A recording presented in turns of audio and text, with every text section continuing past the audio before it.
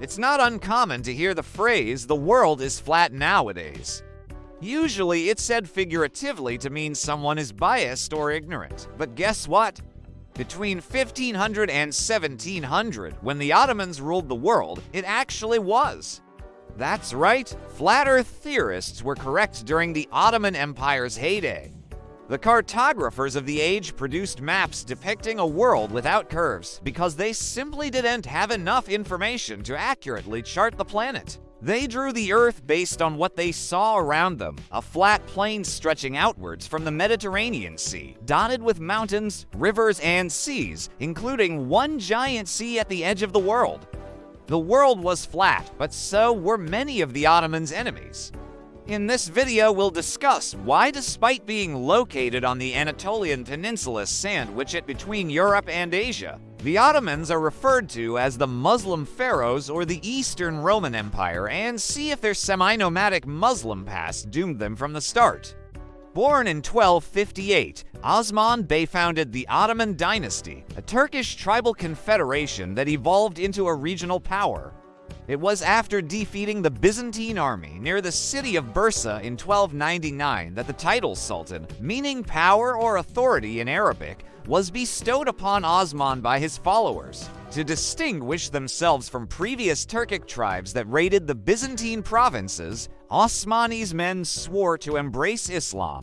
While previous tribes practiced Tengriism, a Central Asian religion based on shamanism and belief in local deities. The fact that Osman and his followers were devout Muslims, coupled with their successful military campaigns, is one of the reasons why the Ottomans were dubbed the Muslim Pharaohs. Despite conquering large parts of Asia Minor, the Ottomans weren't strong enough to conquer Constantinople yet. This would only happen 150 years later under Mehmed the Conqueror. Back under Osman, however, the Ottomans were building their power base. While battling the Byzantines, they also clashed with the Mongols. This led to a curious bit of diplomacy. In 1299, Osman was engaged in battle with both the Mongols and the Byzantines. This made him realize that he needed allies. He sent ambassadors to the Mongolian court asking for help. The Mongols accepted and provided assistance, ending their conflict with the Ottomans and marking a significant shift in the balance of power in the region. With the alliance secured, Osman continued to expand his realm. By the time of his death in 1326, he'd established a stable principality. Orhan, his successor, inherited a fragmented realm. Before uniting the tribes under his rule, Orhan would set his sights on Byzantium and conquer the strategically important city of Bursa. This would serve as the first capital of the Ottoman Empire, a title that would eventually pass to Adrianople and finally Istanbul.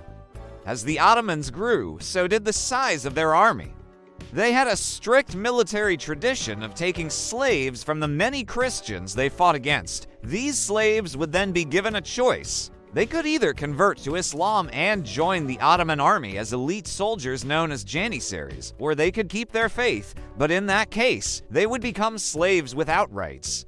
The third ruler of the Ottoman Empire, Murad I, was determined to prove himself as a great monarch.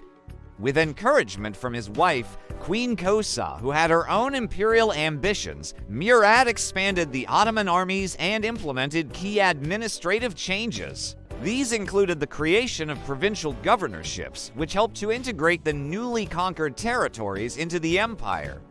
The result was an increased tax revenue and a flourishing economy. Under Murad's rule, the Ottomans went on to crush the Serbian army at the Battle of Kosovo in 1389. This cemented their dominance in the Balkans and paved the way for the arrival of another great leader, Bayezid I. Although Bayezid's reign was impressive, he's best remembered for the day his empire fell apart. At the Battle of Ankara in 1402, Bayezid faced Timur, a formidable warrior from Central Asia. Timur was known as Tamerlane because he broke the necks of his enemies like walnuts.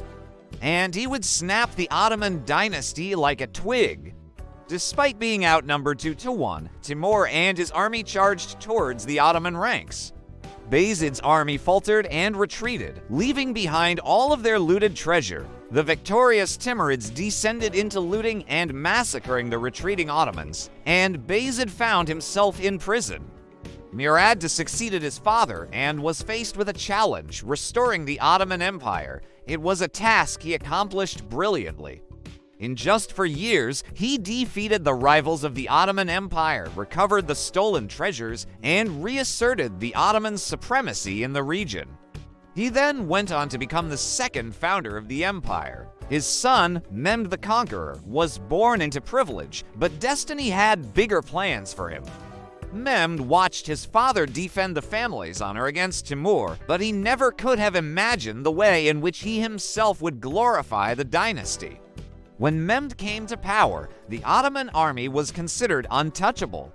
Most historians agree that Mehmed's personality shaped the empire's future, whether through carefully calculated decisions or impulsive actions driven by his thirst for power and fame. He chose to focus his attention on Constantinople, a city that had resisted invasion for nearly 1,000 years. Using massive cannons, including the gigantic cannon called God's Thunderbolt, Mehmed's forces bombarded the city's legendary walls. On May 29, 1453, as the Ottoman army stormed the city, the Byzantine Emperor Constantine XI Palaiologos fought valiantly until his death. The Ottomans had taken Constantinople, and its importance on the world stage cannot be overstated. This moment marked the official decline of the Byzantine Empire and ushered in the rise of Ottoman power. The city was renamed Istanbul and quickly became the seat of the empire. Mehmed set about transforming the city, investing in public works, and fostering multiculturalism, allowing merchants and scholars of all faiths to visit and stay in the city. The effects were immediate. Within years, Istanbul became the most popular trading center in the eastern Mediterranean. The riches flowing in allowed Mehmed to raise a massive fleet of ships and to reinforce the city's defenses. The Ottomans had effectively sealed their place as the dominant power in the Eastern Hemisphere. This was a golden age for the empire, and there was nothing that could stop it, or so they thought. While Mehmed was conquering Constantinople, another rising star was ascending to power in the deserts of Arabia. Selim the Grim, or Selim I, inherited an empire that stretched from the Middle East to the heart of Europe. Over the next 20 years, he expanded the Ottoman domain to include Yemen, Syria, and Egypt. Selim wasn't afraid to use overwhelming force. He earned the nickname Grim by throwing thousands of opponents into the sea to drown rather than take them prisoner.